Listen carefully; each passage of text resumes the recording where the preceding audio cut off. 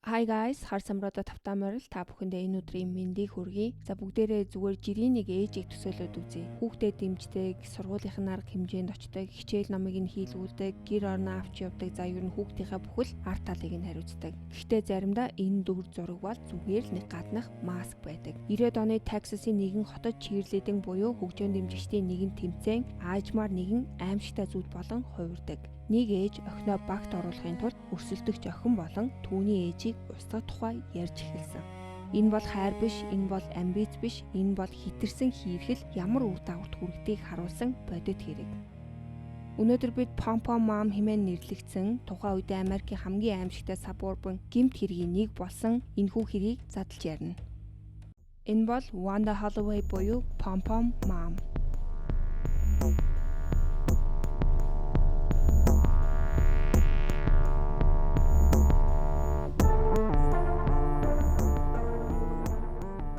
Оны сүүл 90-ад оны ихэнх үеийн Texas-ийн Channel View гэх жижигхэн хотод ахлах сургуулийн амьдрал өөрийн гэсэн маш тод бүтэцтэй байсан. Сургуулийн өдөр тутмын амьдрал зөвхөн хичээл дүнгийн тухай биш, харин хүмүүсийн хоорондын харилцаа, байр суурь, нэр хүндийг тодорхойлдог нэг тийм жижиг нэгэн байсан. Сурагчдын дунд хэн хинтээ найзалж байгаагаас эхлээд ямар багт харьяалагдаж байгаагаар нь тухайн хүний хэр алдартай вэ эсвэл хэр анзаарагддаггүй гэдг нь тодорхойлогддог. Хөл бөмбөгийн баг бол сургуулийн төв бахархал, харин cheerleading баг буюу хөгжөөн дэмжигчдийн баг нь тэр бахархлыг дагаж явдаг нийгмийн хамгийн алдартай харагддаг хэсэг нь байсан.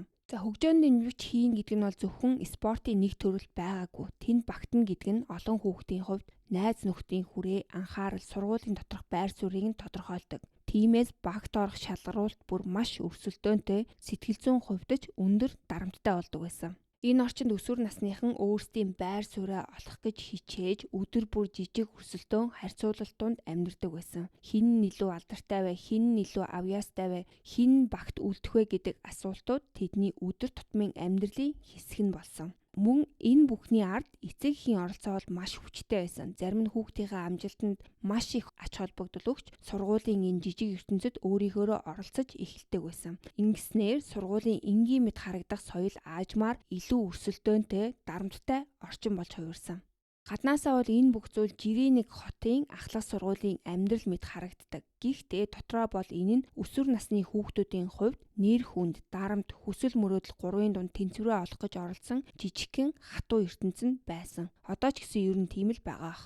За өнөөдрийн төвгийн төвд Wanda Holloway хэмэгтэй байх бөгөөд тэрээр хожим нь үндэсний шар хэвлэлүүдэд Pom Pom ээж хэмээн алдарчсан нэгэн. Pom Pom гэдэг нь болохоор одоо нөгөө хөгжөөн дэмжигч хүүхдүүдийн гартаа бариад саваад бүжиглээд идэг. За тэрийг нь Pom Pom гэж нэрлэж байгаа. За Wanda нь Channel View хотод чинээлэг өөрөөсөө 20 насаар ах газрын тосны бизнесмэнтэй гэрлэж 5 тухтай амьдардаг байсан. Энэ бол Wanda-гийн 3 дахь гэрлэлт. Тухайн үед Wanda нь гэртээ хүүхдүүдэд харж өсгдөг stay at home mom буюу гэрийн ээж байсан. Тэр тогтмол офисын ажил эсвэл мэргэжлийн карьер хөөж байгаагүй бөгөөд ихэнх цагаа гэр бүлдээ зориулдаг байсан. Үүний зэрэгцээ тэр сүмийн үйл ажиллагаа арга хэмжээнд оролцож нийгмийн идэвхтэй нэгэн байсан гэж дурддагддаг. Ингэснээр түүний өдөр тутмын амьдрал нь хүүхдүүдийнхээ сургалт, ялангуяа cheerleading-ийн үйл ажиллагаа, гэрийн ажил мөн сүмийн жижиг оролцоон дээр төвлөрч байсан. Wanda 2 хүүхэдтэй. За өнөөдрийн түүхэнд бид нэр түүний охин Shana-гийнхэн талаар ярина. Shana бол ухаалаг, дуулууртай, хичээлдээ онц дүнтэй, ангийнхаа дид ерөнхийлөгч. За ер нь л топ студент байсан байгаа. Wanda түүнийг бага наснаас нь эхлэн үнэтэй хувийн гимнастик болон бүжгийн сургалтанд хамруулсан. Хачирхалтай нь Shana үндэ дэмжигч болохоос илүү бүжиглэх дуртай байсан бөгөөд дэмжигч байхын утга учирыг төдийлөн ойлгодоггүй байсан ч ээжигээ баярлуулахын тулд тасралтгүй хичээлдэг байсан байна. Тэднийхээс ердөө нэг гудамжны цаана за бараг л адилхан байшинд Хийсийн гэр бүл амьдардаг байсан. Варна Хийс бол багтаа спортоор хичээлдэг байсан. Одоо хүүхдийнхаа төлөө 200% явдаг ширүүн өрсөлдөөнтэй ээж. Энэ хоёр ээж үнэндээ нилээд төстэй бөгөөд найзууд байгаа. Нэг нь боломжгүй үед нөгөөд нь хүүхдүүдийг аваад сургуульд нь хүргэж өгдөг, нэг нэгнийхаараа орж гардаг маш дотн найзууд. Варнагийн охин Amber бол Shana-гийн найз, нэг сургуульд явдаг. Тэр хоёр багаасаа хамтдаа өссөн. Тэгээ хоёулаа гимнастикийн хичээлд хамт явдаг байсан. Энэ үед Amber 8 дугаар ангийн дарга онц сурлагтан маш үзэсгэлэнтэй, авьяастай, бүр 3 настайгаас л гоо сайхны тэмцээнд төрүүлж ирсэн охин. За ийм хоорондоо айгүй төстэй зан чанартай 2 ээж 2 охин байгаа. Гаднаасаа бол айгүй сайн найзууд хөршүүд. Гэхдээ Вандагийн дотор бол нөгөө хүр шайлын охин нь яагаад ч юм өөрийнх нь охиноос нь илүү дээр байгаад нь илүү атаархдаг байсан. Тэгээд хөршийнхөө охиныг одоо Шаанагийн замд хөндлөж байгаа саад мэтэр харж эхэлсэн.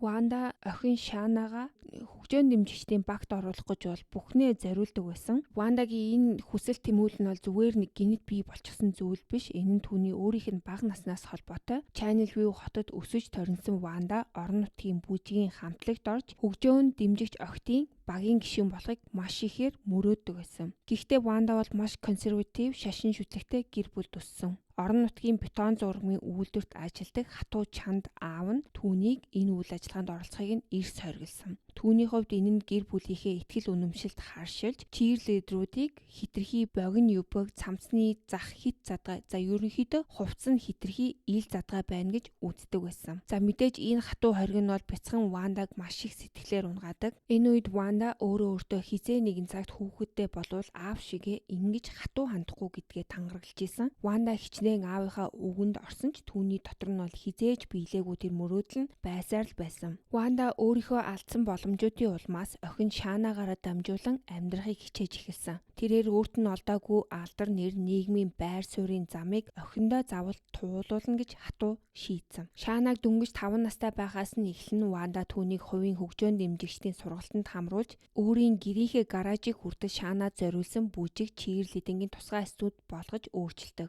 7 хоногийн 7 өндөр Ванда охин Шаанаага Channel View дэх Альфа гимнастик хэмээх нэр хүндтэй хатуу чанд дэглэмтэй үнэтэй эсүүд рүү өдөр болгон зөөдөг байсан байна. Энэ студид нь мэргэжлийн багш нар бүжиг болон акробатын дасгалуудыг заадаг. Хэрвээ Шаанааг ханиад хүрж эсвэл шагаагаа гимтэх ямар нэг юм болоход Ванда бол дасгалаа үргэлжлүүлэхийг албаддаг байсан гэж хүн бүр хэлж байсан. Энэ хичээл зүтгэлийн хамгийн харамсалтай хэсэг нь Шаана бол ээжийнхээ энэ хүсэл мөрөөдлийг бол огтхон ч хуваалцдаггүй байсан. Шаана хожим нь чирлидингээс илүүтэй бүгжийн урлаг сонирхолтой байснаа хүлээн зөвшөөрч чирлидер болно гэдгийн тэр утга учирыг нь ерөөсөө ойлгодоггүй байсан гэж том болсон хойноо ярилцлага өгсөн байсан. Шаана хөгжөөн дэмжигчдийн спортыг өөрөө үнэхээр сонирхоогүй ч ээжигээ баярлуулахын тулд хичээдэг байснаа нуугаагүй. Шаана Амбер 2 бага наснаас салшгүй найзууд байж хамтаа хонож гимнастикийн дугуйланд явдаг байсан ч тэдний ээжүүдийн хооронд өөрсдөө хэлж яриаггүй ч цаана нь ширүүн өрсөлдөөн өрнөж байсан. Энэ бүх үйл явдал 7 дугаар ангид орох үеэр нь илүү хурц, илүү тод болж эхэлдэг. Тухайн үед Шаана болон Амбер 2 хоёулаа хувийн католик сургуульд сурж ирсэн. За гэхдээ тэр сургуульд нь бол чирлидингийн баг байгаагүй. Тиймээс Шаана багт орох боломжгүй байсан болохоор Вана охиноо чирлидингийн багт оруулахын тулд хувийн сургуулиас нь гаргаад улсын сургууль руу шилжүүлдэг. Тухайн улсын сургуульд нь чирлидингийн баг нь ихэвчлэн хоёрхан шинэ гишүүн авах боломжтой байсан. Тэр үед Шаанаагаас өөр нэг л охин байсан. За ингээд Шаана бол энэ чирлидингийн багт орох нь бол 100% баталгаатай болсон байсан. Гэтэл яг энэ үед Верна гинэт Амберигч бас тэр улсын сургуулийн чирлидингийн шалгаруулалтанд оролцуулах хөдөлгөөн хийж эхэлдэг. Амбер тухайн үед улсын сургууль бүрэн шилжээгүй байсан ч Верна нь захиралтай тохиролцоод хожим нь албан ёсоор элсэх нөхцөлтэйгээр шалгаруулалтанд урьдчилаад оролцох тусгай зөвшөөрөл авч чадсан. Энэ нь бол мэдээж Вандагийн хувьд маш шудраг бус санагдсан. Учир нь Амбер албан ёсоор тухайн сургуулийн сурагч биш байхад давуу эрх авч байгаа нь бол харагдчихсан. Чирлидингийн багт орох шийдвэр нь бол зөвхөн ур чадвараар биш, харин бусад сурагчдын санал хураалтаар шийдэгдэг. За өөрөөр хэлбэл хин алдартай, хин хөөрхөн вэ гэдг нь их нөлөөтэй л гэсэн үг. Харамсалтай нь санал хураалтаар Амбер илүү олон санал авч багт орсон бол Шаана орч чадаагүй. Энэ мөчөөс эхлээд Вандагийн уур хилэн бол дээд зэгтээ хүрсэн. Тэр сургуулийн удирдах зөвлөлт гомдол гаргаж, хуульч хүлсэн гэж сүрдүүлж Амберыг оролцох эрхгүй гэж маргаж эхэлсэн. Вандагийн гаргасан асуудлаас болоод сургууль дүрм журамдаа өөрчлөлт оруулдаг. Оролцогчид дор хаяж нэг улирал тухайн сургуулийн дүүрэгт суралцсан байх ёстой гэсэн шаардлага оруулдаг. Гэхдээ энэ өөрчлөлт нь зөвхөн ирээдүйн тохиолдлуудад үйлчлэх болохоор Амберт ямар ч хамааралгүй үлдсэн. Эцэст нь Амбер нь зүгээр нэг охиных нь найз байхаа болж харин Шаанагийн хүрэх ёстой гэж Ванда итгэж байсан байр суурийнх нь саад болж хувирсан. За ингээд 7 дугаар анги ямар ч байсан хэрүүл уралдаа төгсөөд 8 дугаар ангид ороход хөгжөөн дэмжигчдийн сонгон шалгаруултанд дахин эхэлдэг. За энэ бол мэдээж бусад хүмүүсийн санал асуулгаар тодорно. Ванда харин шинэ стратеги боловсруулж хуучин нөхөр Тониго туслуулахаар хамтдаа за Шанаг хөгжөөн дэмжигчээр сонгороо гэсэн ураатай модон шугам болон харандаа балыг хэвлүүлсэн байна. За Шана энийгээ сургууль дээр тарааж эхлэхэд харамсалтай нь сургуулиас энэ бол сонгуулийн эсрэг юм болохгүй ээ. Яг одоо нөгөө хийл хахуул өгч байгаа юм шиг болохоор болохгүй гэж үзээд түүнийг ийм юм тавиулахыг нь хоригдсан. За харамсалтай нь ээж Ванда нь энийг үл тоомсорлоод үргэлжлүүлэн хүмүүст нөгөө юмаа тараасаар байсан. Ингээд сургуулийн төлөөлөгч болон хөгжөөн дэмжигч охидын ээжүүдийн хооронд яаралтай хурал хийгээд за Вандаг дүрмийг дагаж мөртгөөс татгалсан болохоор Шанаг хөгжөөн дэмжигчдийн багт өрсөлдөх эрхийг нь бүрмөсөн хасцсан. Үүнээс болоод Шана ээж дээрээ очиод ээжийг би хөгжөөн дэмжигч баймааргүй байна. Одоо энэ бүхнээс болиё гэж гуйдаг. Гэхдээ Ванда бол бүр ингээ эрүүл ухаанаа алдсан байсан болохоор охиноо болохыг нь зөвшөөрөөгүй. За ингээд Вандагийн толгоонд болохоор Амбер л гол асуудал юм байна. Амбер байгаа цагт миний охин Шана хизээж энэ багт орж чадахгүй мэн гэсэн үзэлтэй болдог. Тэгээд нөгөө гажиг логикоороо Амберийг л зайлуулчвал бүх юм сайхан болно гэсэн бодолтойгоор дараагийн алхмуудаа төдүүлж эхэлдэг. За ингээ 90 оны 12 сарын орчимд Ванда өрсөлдөгчөд бүр мөсөн зайлуулах хэрэгтэй гэсэн бодолтойгоор өөрийн хуучин нөхрийнхөө дүү Территэй холбогдож Боус нэртэй орон нутгийн жижиг дэлгүүрт уулздаг. Терри нь бол маш их арх уудаг. За нэг барилгын ажилд хагас цагаар ажилладаг. Мөн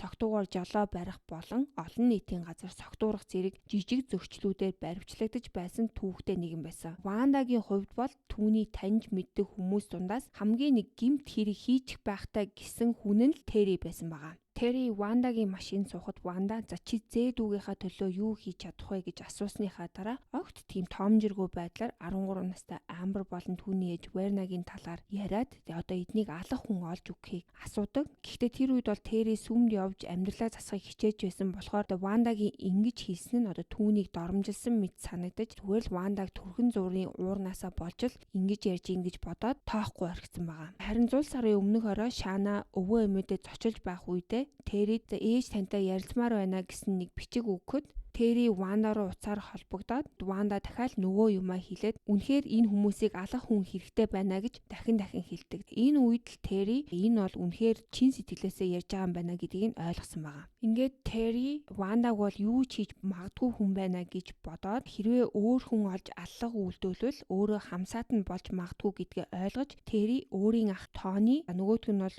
Вандагийн хуучин нөхөр нь байгаа. За харин Тонид хэлдэг. Тони болохоор ухаалаг шийдвэр гаргаад Террийг шууд цагдаад хандахыг зөвлөдөг. Терри цагдаагийн газар очиход мэдээж ирэх баригчид бол айгүй итгэхэд хэцүү түүх байгаа хгүй. Зүгээр нэг хотын захын ээж дунд сургуулийн хөгжөөн дэмжигчдийн багаас болоод хөлсний алуурчин захиална гэдэг нь бол зүгээр юу энэ чи баг уран зохиол юм уу гэж итгээгүй. Гэхдээ за магадгүй үнэн байж магадгүй гэж итгээд Террид дуу хураагуурын төхөөрөмж биедэн зөвлөж өгөөд хамтарч ажиллахыг зааварчилдаг. Дараагийн хэдэн 7 хоногийн турш Терри хуучин бэр ихчтэйгээ хийсэн аимшигтай яриануудыг нийт 8 бичлэг болгон хадгалсан. Терри бол Вандад хөлсний алуурчин олсон гэж хэлээд за нийтдээ $7,500, Амбер насанд хүрээгүй болохоор $5,000, харин Вернаг алахад $2,500 хэрэгтэй гэж тайлбарсан. За Ванда бол үүнийг нь сонсоод юу вэ $7,500 хэтэрхий үнэтэй байна гэж хэлдэг. Энэ одоо амар даварцсан хүүхээ. Хүн алах чиж $7,500 төгрөгөн дээр гороогоо байж идэг бас л нэрээ.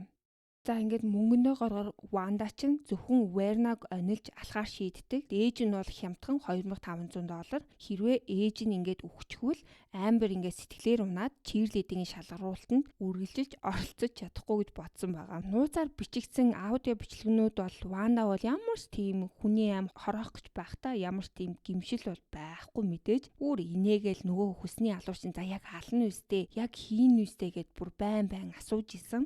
Тэр яриан дундаа бол охин Амбраас нь илүү Вернаг үзен ядж байгаагаа бүр байн хэлж за надад бол чи энийг яаж хийх нь ерөөсөө хамаагүй зүгээр л энийг зайлуулад бүр мөсөн зайлуулмаар байна гэдгээ хэлжсэн байгаа юм. 91 оны 1 сарын 28-нд Ванда охин Шанагаа сүмийн нэг үйл ажиллагаанд хүргэж өгчөөд дараа нь Территэй хийх тохиролцоогоо дуусгахаар нэг зочид буудлын руу явж очдог. Хоёр тал тохиролцоогоо баталгаажуулахын тулд Ванда түүнд 1.5 каратын алтан эмгээ тэр нь бол ойролцоогоор $1,500 үнэтэй юм бэлээ. Тэрийгэ урьдчилгаа болгож өгдөг. Маргааш нь 13 настай Шана гэрийнхээ студид бэлтгэлээ хийж байхад нь цагдаа нар байшинг нь бүсэлдэг. Ингээд цагдаагийн албан хаагчид Вандаг хүн амны хэрэг захиалсан хэрэгээр баривчилдаг. 91 оны 8 дугаар сард Вандагийн бүр олонний анхаарлыг ихэд татсан шүүх хурал нь эхэлдэг. Түүний өмгөөлөгчд нь Вандаг хуучин нөхөр Тони болон хүргэн ах Терри нар нь хүүхдүүдийнхээ асран хамгаалах эрхийг авахын тулд зохион байгуулалтаар гүтгсэн гэж байр суурьтай байсан. Прокурорын хувьд хамгийн том сорилт нь бол нууц аудионы бичлэгдээр Ванда алаач гэдэг үгийг бол шууд хэлээгүй, харин Терри л аллагын нарийн ширийн зүйлийг тайлбарлаж Ванда зөвхөн хариулж зөвшөөрж исэн явдал байгаа юм.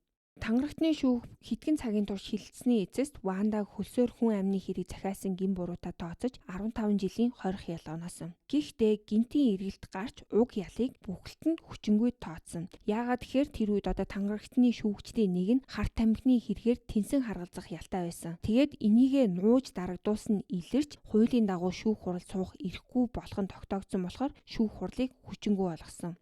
Энэ хурлаас хойш 5 жилийн дараа бол шүүх хурал нь болоогүй. Ингээд түүний 2 дахь шүүх хурал 1996 онд болдог. Харин шүүх хурал эхлэхээс өмнө Вандагийн өмгөөлөгчид тангарагтны шүүхийн өмнө зогсохоос зайлс хийгээд Вандаг no contest буюу за би буруутаач гэж хэлэхгүй, буруугүй ч гэж хэлэхгүй гэдэг тийм мэдүүлэг өгдөг. Тэгээд тэнд нь түүнд 10 жилийн хорих ял оноосон боловч эцэст нь ердөө 6 сарыг л шоронд өнгөрөөд гарцсан байгаа юм. За харин шоронгоос суллагдсныхаа дараа тэрээр 1000 цаг нийгмийн ажил хийх ял авч Вернагийн гэр бүл $150,000 иргэний нөхөн төлбөр төлөхөөр болсон.